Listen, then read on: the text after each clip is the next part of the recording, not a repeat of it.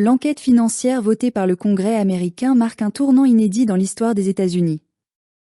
Pour la première fois, le système ose regarder en face son propre reflet, celui d'un pouvoir dévoré par l'argent, la démesure et l'impunité. Donald Trump, longtemps protégé par son aura populiste et son empire économique, se retrouve au cœur d'une tempête morale.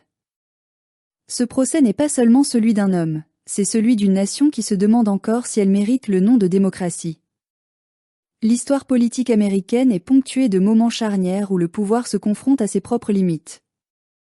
Le vote du Congrès américain autorisant une enquête financière sans précédent sur Donald Trump appartient à cette catégorie. Pour la première fois depuis des décennies, une institution politique, même divisée, accepte collectivement de percer les murs opaques d'un empire privé lié à un ancien président encore en exercice politique.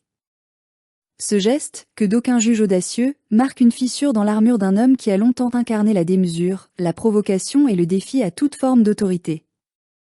Le Congrès, en donnant son feu vert à cette enquête, ne s'attaque pas seulement à un individu.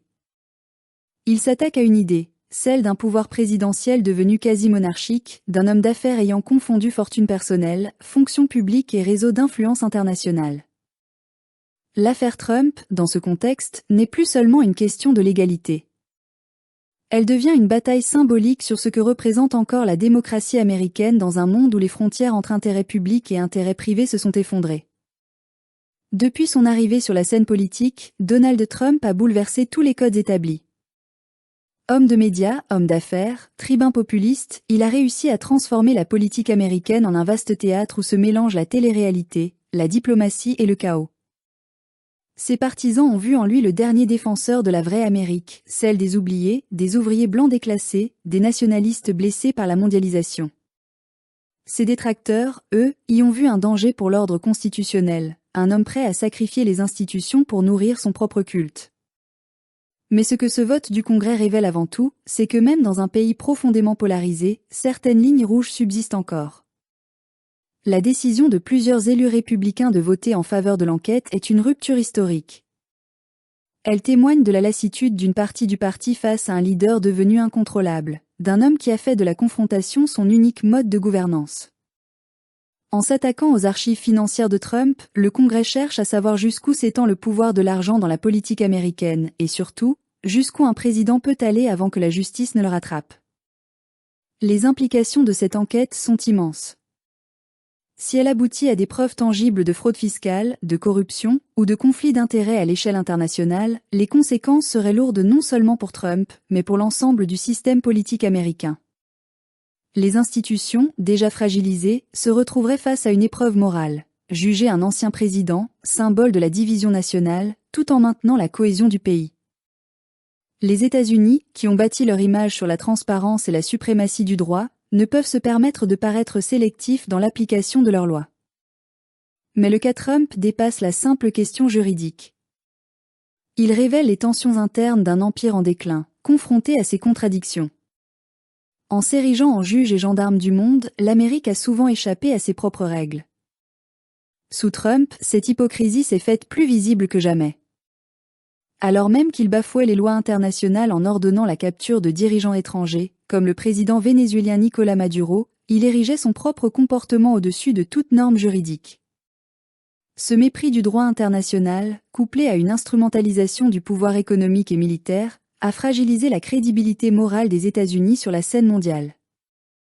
Aujourd'hui, alors que ses adversaires politiques espèrent une justice exemplaire, Donald Trump continue de jouer la carte du martyr. Dans sa rhétorique, cette enquête n'est qu'une chasse aux sorcières, un complot des élites contre la volonté du peuple. Et cette posture, paradoxalement, continue de séduire une frange non négligeable de la population américaine, convaincue que les institutions sont corrompues et que seule une figure autoritaire peut rétablir l'ordre. L'avenir juridique de Donald Trump dépendra donc autant des tribunaux que de la capacité du système américain à résister à sa propre polarisation. Les précédents sont rares. Richard Nixon, contraint à la démission en 1974 après le Watergate, avait échappé à un procès grâce à la grâce présidentielle de Gerald Ford. Bill Clinton, quant à lui, avait survécu à son impeachment. Mais le cas Trump est différent. Il concentre à la fois les éléments du scandale politique, du délit financier et du soupçon de trahison institutionnelle. S'il venait à être inculpé, le choc serait planétaire. Jamais un ancien président américain n'a été jugé pour des crimes économiques à cette échelle. Cela pourrait provoquer une onde de choc comparable à celle du procès de Nuremberg dans son symbolisme. Non pas un jugement des hommes, mais celui d'un système qui s'est longtemps cru intouchable. Pourtant, il ne faut pas être naïf. L'histoire américaine regorge d'affaires étouffées, de compromissions, d'arrangements entre puissants. L'enquête qui s'annonce pourrait très bien finir en impasse, minée par les pressions politiques et les lobbies financiers. Les partisans de Trump tenteront de disqualifier toute preuve, les institutions chercheront à éviter un chaos national. Le risque, c'est que cette enquête, au lieu de restaurer la confiance, renforce encore la méfiance et la fracture au sein du pays.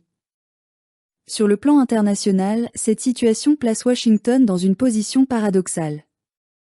Comment continuer à donner des leçons de démocratie quand ses propres dirigeants sont soupçonnés de corruption et d'abus de pouvoir? Comment prétendre défendre la justice mondiale après avoir violé la souveraineté d'un État comme le Venezuela, en arrêtant son président sur un autre continent?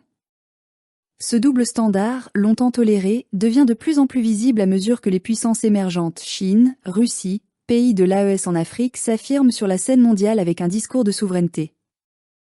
L'affaire Trump révèle donc bien plus qu'une crise individuelle, elle symbolise la crise d'un modèle. Un modèle où l'argent domine la politique, où le pouvoir sert à protéger les privilèges d'une élite, et où la morale n'est invoquée que lorsqu'elle sert les intérêts du moment. Le vote du Congrès n'est pas une simple procédure judiciaire. C'est un test de survie pour la démocratie américaine. Et pourtant, malgré toutes les fractures, il subsiste un espoir. Celui que la justice, même imparfaite, puisse encore surprendre. Celui que la vérité, même étouffée, puisse encore ressurgir. Les États-Unis sont peut-être à un tournant, ou bien ils acceptent de regarder leur propre système en face, ou bien ils s'enferment dans la spirale du déni. Dans les deux cas, une ère se termine. Donald Trump, en croyant être au-dessus des lois, a peut-être signé le début de leur renaissance. Car le pouvoir qui se croit éternel finit toujours par révéler la fragilité de ceux qui l'exercent. Et c'est là, peut-être, la plus grande leçon de cette histoire. Les empires ne tombent pas sous les coups de leurs ennemis, mais sous le poids de leurs propres mensonges.